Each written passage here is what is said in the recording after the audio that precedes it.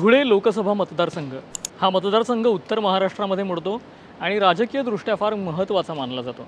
इथलं राजकारण पाहिलं तर भल्या भल्यांना कोड्यात टाकतं। 2019 मध्ये भाजपचं वारं वाहताना विधानसभा निवडणुकीत एमआयएमच्या आमदारांनी इथं बाजी मारली, पण भाजपचं वर्चस्व असलेल्या या मतदारसंघावरती शिंदे गटाने दावा केलाय। या जागेवरून वाद होण्याची दाट शक्यता आहे। यावरून लोकसभा निवडणुकीत काय जादू होणार, नेमकं कुणाचं वजन जास्त असणार, मतदारांचा कौल कुणाकडे आहे हे आपण जाणून घेणार आहोत, कारण आमच्याकडे आहे धुळे लोकसभा मतदारसंघाचा राजकीय सातबारा। त्यामुळे हा व्हिडिओ शेवटपर्यंत पहा आणि चॅनलला सबस्क्राइब केलं नसेल तर आत्ताच सबस्क्राइब करा। नमस्कार, मी सिद्धेश आणि तुम्ही पाहताय सातबारा लोकसभेचा।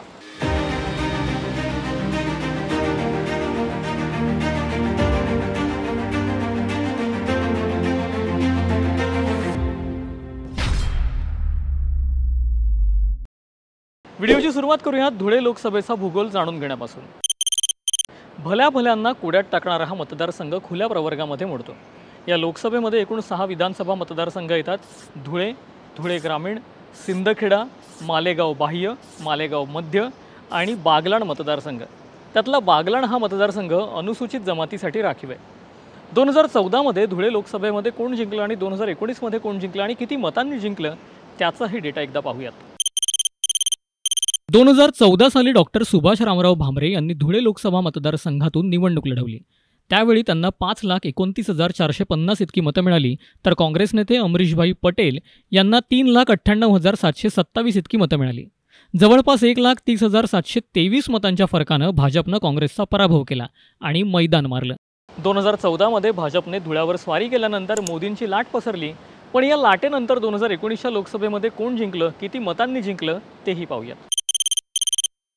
2019ला डॉक्टर सुभाष रामराव भामरे यांनी पुन्हा एकदा भाजपकडून निवडणूक लढवली। या निवडणुकीत त्यांना 6,13,533 इतकी मतं मिळाली।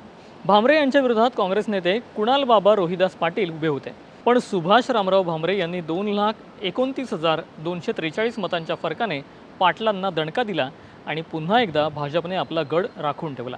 धुळे लोकसभा मतदारसंघात सलग 2 वेळा भाजपकडून विजयी गुलाल उधळला तो डॉक्टर सुभाष भामरे यांनी।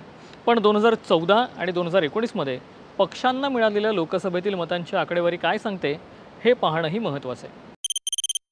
2014 मध्ये भाजपला 53.8% मतं पडली, तर काँग्रेसला 40.6% मतं मिळाली। म्हणजेच 2014 मध्ये सुभाष भामरे यांना 53% जास्त मतं मिळाली आणि 2019 मध्ये भामरे यांच्या टक्केवारीत अवघ्या 3.5% वाढ झाली। तर काँग्रेसला 2014 मध्ये 40% जास्त मतं मिळाली होती, पण 2019 मध्ये काँग्रेसच्या मतांच्या टक्केवारीत जवळपास 5% घट झाली। त्यामुळे काँग्रेसला मोठा फटका बसला।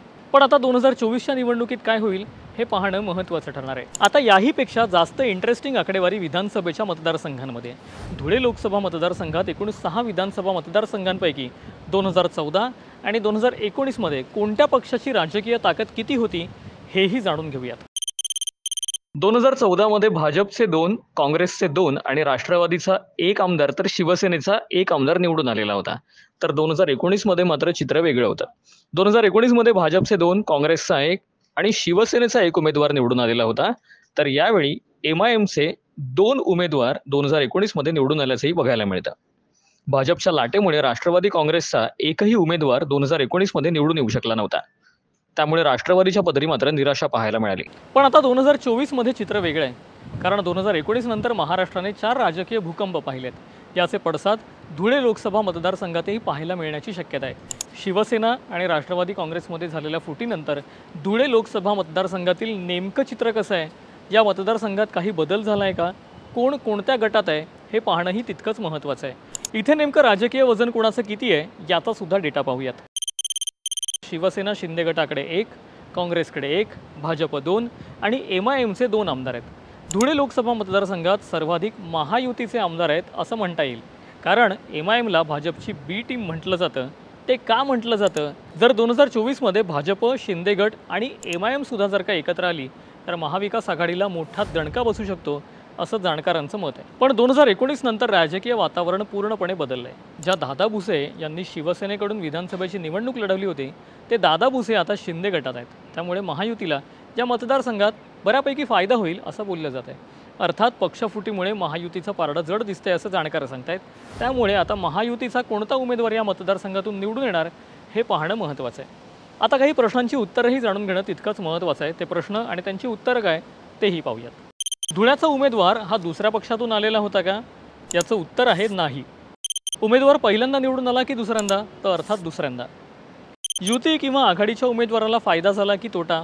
अर्थात मागच्या 2 लोकसभा निवडणुकांमध्ये युती विरुद्ध आघाडी अशीच लढत बघायला मिळाली. त्यामुळे सध्या तरी धुळ्यात युतीला फायदा झाला असं म्हणता येईल. यानंतरचा चौथा आणि महत्त्वाचा प्रश्न, पक्षफुटीनंतरचं राजकारण कसं आहे? अर्थात गुंतागुंतीचं. धुळे लोकसभा मतदारसंघात आजपर्यंत भाजप विरुद्ध काँग्रेस असा सामना रंगला. पण या दोन्ही पक्षाला समान विरोध करणारा आणि मुस्लिम समाजाला एकत्र करून वेगळं राजकारण करणारा MIM पक्ष राष्ट्रीय राजकारणासह महाराष्ट्रात लक्षवेधी ठरला आहे. या पक्षानं राज्यात एक वेगळीच ताकद निर्माण केली आहे. धुळे आणि मालेगावमध्ये MIMचे आमदार आहेत. त्यासोबत या लोकसभा मतदारसंघात मुस्लिम मतदारांची संख्यासुद्धा लक्षणीय आहे. त्यामुळे धुळे लोकसभा मतदारसंघात MIMने तगडा उमेदवार दिल्यास तिरंगी लढत होण्याची शक्यता दिसते.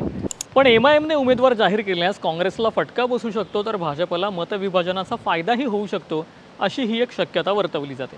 दुसरीकडे भाजपने धुळ्यात आपला उमेदवार जाहीर केला आहे. डॉक्टर सुभाष भामरे यांनाच तिसऱ्यांदा उमेदवारी देण्यात आली आहे.